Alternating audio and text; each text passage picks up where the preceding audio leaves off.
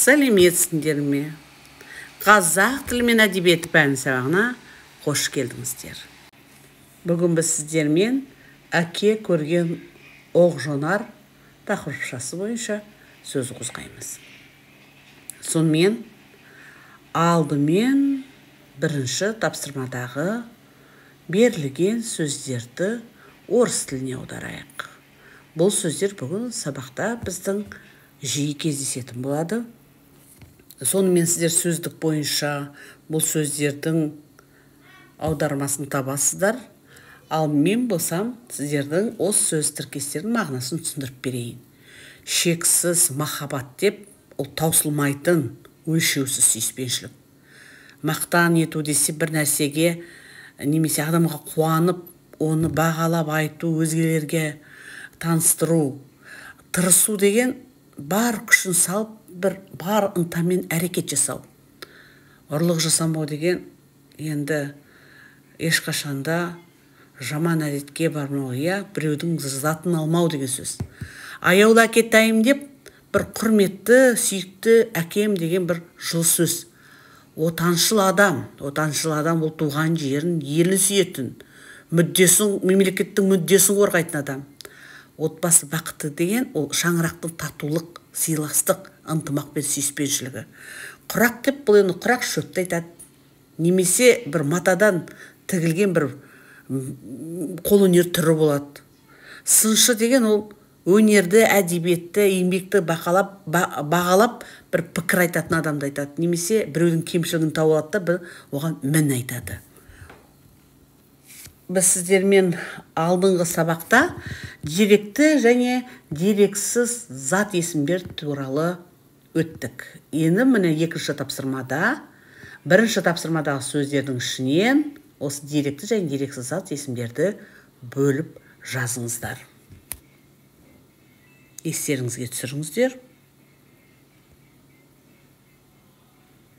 Керемет.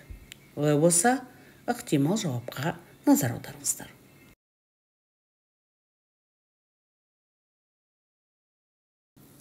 Келесі үшінші тапсырмада сіздерге таныс мақалдар, Әке асқар тау, ана таза бұлақ, бала жағасында құрақ.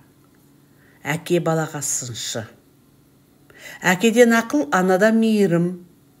Отан, оттан дастық. Отансыз адам, ормансыз бұлбұл.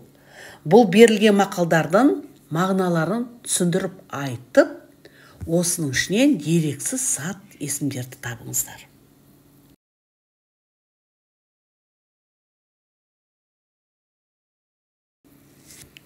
Орындап болсаңыздар, мына ықтимал жауаптарға назар аударыңыздар.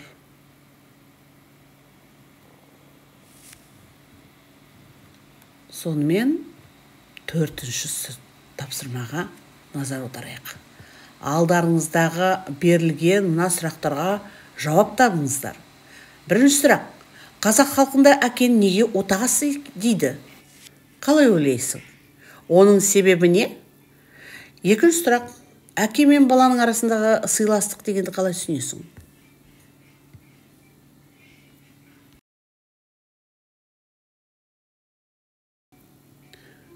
Өздеріңіз тексеріңіздер.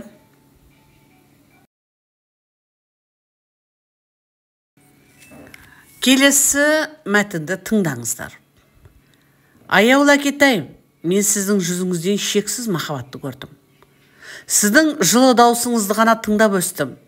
Сізге ерекше еркеледім. Өйткені сіз үшін баланы ұру, оған қатты сөз айту мейірімсіздік еді. Менің бойымда сізді мақтан ету, құрметтеу сезімім болды. Сізге деген сенім қалыптасты. Сіздің атыңызға жаман сөз келтірмеуге тырыстым.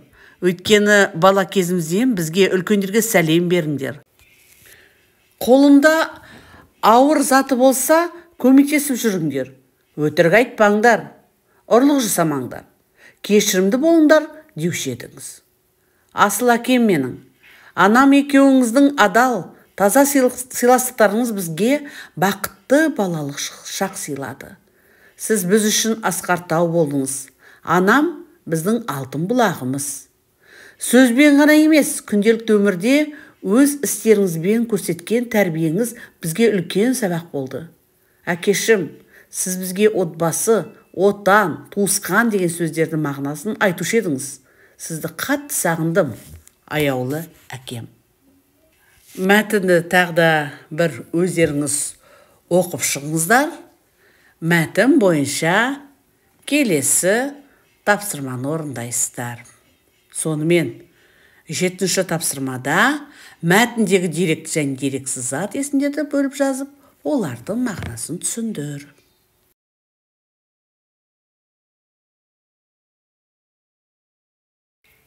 Жарайсыздар.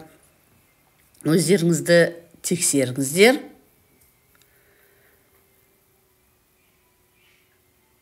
8-ші тапсырмада үлгіге қарап мәтіндегі қою әріппен берілген етістіктерді болымсыз етістікке айналдырып жазу керек.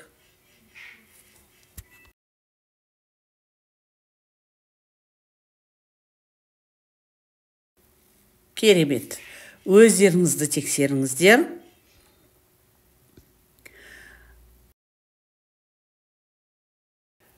Енді сіздер әке Асқар Тау тақырыбында ой бөлісіңіздер. Ойланыңыздар, өз ойларыңызды жазыңыздар. Ықтимал жауапқа назар аударыңыздар.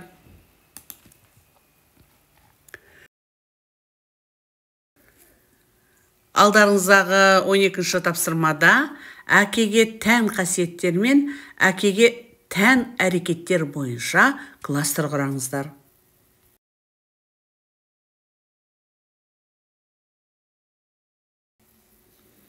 Жарайсыздар. Олай болса, өздеріңізді тексеріңіздер.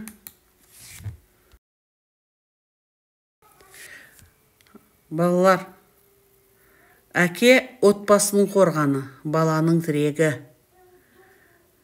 Ол адалдық пен еңбекқорлықтың үлгісі, ұрпағына бағыт бағдар беретін ұстаз. Сондықтан ешқашанда естеріңізден шығармаңыздар. Әке Асқар Тау. Осымен бүгінгі сабағымыз аяқталды. Сау болыңыздар. Назарларыңызға рахмет.